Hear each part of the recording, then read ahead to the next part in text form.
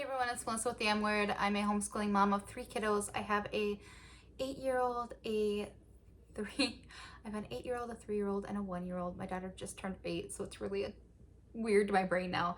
We are in our 4th year of homeschooling, and today's video is in collaboration with Living with Eve, and I'll leave her channel below. Collaboration is Why Do We Homeschool? I'm also going to do a $25 gift certificate to Amazon giveaway as a new year thank you for being here type of thing. So I will leave all the details and how to enter that giveaway at the end of this video, but I'll just get into why we homeschool. So we are a secular homeschooling family, and we did start homeschooling when it started. So my daughter was in 4K when it started, and she got sent home, and the teachers just didn't really know what was going on or anything, and it's really hard to do school from home with a 4-year-old, especially when what they were mostly doing was crafts and stuff at school. So the teachers would send home these big manila envelopes full of crafts and have us do them, and I felt like she wasn't quite learning enough, so we went ahead and pulled together like a teacher's paid teacher, and we grabbed all that stuff and started teaching her, you know, her ABCs and all the things that we thought a pre-K should know.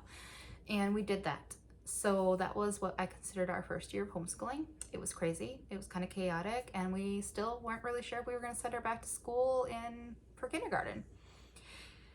And when kindergarten came around, it's not that I didn't believe in masks or anything like that.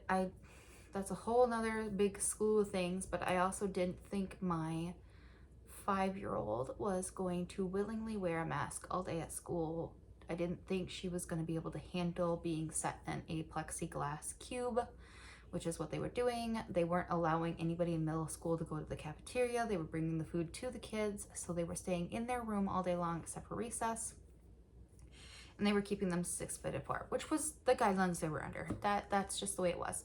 But I also didn't think that my 5-year-old would thrive in that. I didn't think that she would do well in that. So when kindergarten came, we decided to keep her home for that as well.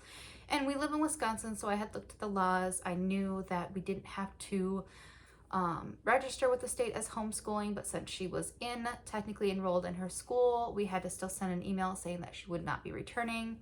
I also knew that our school's rule was, well, Wisconsin's rule in general was that if you don't do kindergarten in that school, you have to get special permission to go back for 1st grade. So I knew that if we changed our mind in 1st grade, we would need to get permission. And honestly, I didn't think that would be hard since a lot of people were choosing not to send their kids to school.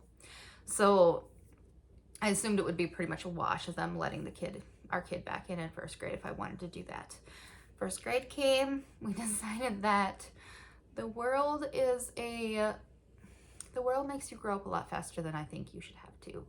There's a lot of things honestly, I think I heard it from Making Everyday Magic first. The whole, I don't want to keep my kid in a bubble, but a greenhouse would be great. I'll leave that below for you if you're interested. I don't think it came from Shauna herself originally. She read it somewhere else, and basically the understanding was that you're not keeping them in a bubble, you're just providing the right environment to help them thrive and get the roots they need before letting them loose into the crazy mean world. And I like that sense. She still goes to ballet, she still has friends, she's still exposed to a lot of things, she still sometimes learns things before I want her to know them. She's on the internet. Not the internet, but she has a tablet, she has a Switch, she has access to YouTube, and I monitor a lot of that, but occasionally she does see things that I don't want her to see, especially YouTube's ads. I will never understand why YouTube they give me YouTube Kids, but they can't control the ads. And it drives me crazy. Like, just don't put a scary movie ad on a kid-related video. My guess is they don't have control over it either or something. I don't know. Regardless, that's just one of my pet peeves about YouTube. Like, I don't want to see the scary movie ads, let alone my child. But that's also a whole other thing. But that's part of why we homeschool. My daughter is ahead in math and slightly behind in language arts. She is on par with a lot of other units. My son is probably also ahead and behind too. We don't really push him on anything. He's in preschool. But I enjoy being able to tailor her education. Well, I like, my husband and I feel it's best to tailor our education for our children. And honestly, if that big mean C word hadn't come around, I would have never been able to, I would have never thought of homeschooling. I would have never done it. I would have never acknowledged it. I think I went over this once before in another video where I just really deep dived into everything we went through during that time, and it was rough. It was hard. It was a struggle, and it wasn't necessarily that I felt we needed to isolate and stay in a little bubble. It's we had no choice. My husband was in an EMT class, and every time he coughed, they kicked him out of class and made him start over. And he has ridiculously horrible allergies, so he coughed a lot, and he started over a lot. And I had a daycare, and there was a lot of kids that were sick coming, and it was a horrible situation. And I know it was horrible for everybody, and that's a whole nother thing. But we made it through all that. We made it through 2021, which I feel like was just a continuation of 2020. We made it through 2022 now, and we're starting 2023. So this year we're finishing our second year in school, and next year will be my son's pre-K year. It will be my daughter's 3rd grade, and it'll be our first pre-K unit from Timberdoodle. It'll be the first year that I order the pre-K unit, because we did not buy it for my daughter, but we bought the Timberdoodle Tiny Tot and the preschool because I had a daycare at the time. I bought both of them, and I've been using them for my son, and I've been using the Tiny Tot for my daughter, my youngest daughter. So this coming school year, this 2023 September year, will be the first pre-K unit we have. So you'll get all the extra videos now too. So you'll get the video on that, and you'll get the videos on 3rd grade. So that being said, that's why we homeschool.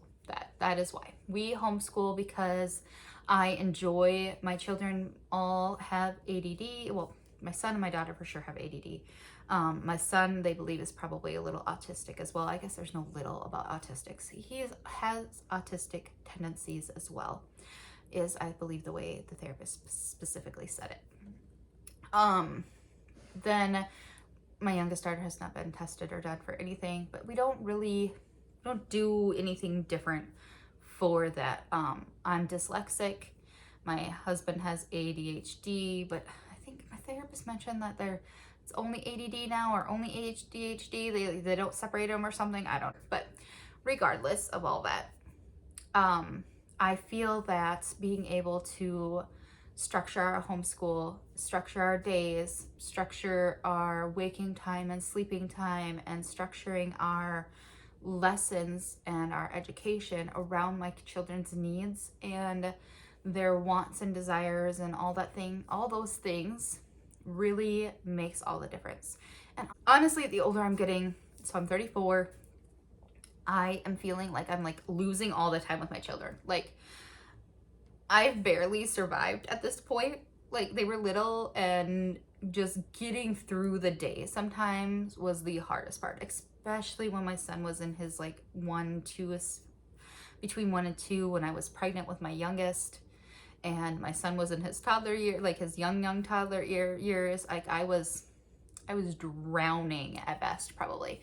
And then when my daughter was very little, I had horrendous postpartum depression, and that meant her first few years I was just a mess. Dad stepped up a lot during those first 2 years with Callie, and I feel like I'm missing those little years, and I don't want to miss any more time with them than I have to. So we will make all the sacrifices in the world, I guess. And please, world, don't take that as a challenge, because it is not a challenge. I do not need all the challenges.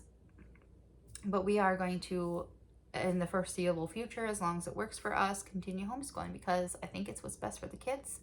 I want to have as much time as I can with them, and I enjoy being home with them. Like, I still have like YouTube. I do the farmers market. I I have a lot of things I dabble in and do. I'm part of our park committee. I'm part of my daughter's 4-H. I helped out where I could with ballet, but at the time my husband was in classes, so I had to do a lot with the younger kids, and I didn't have backup daycare for them, so there's that.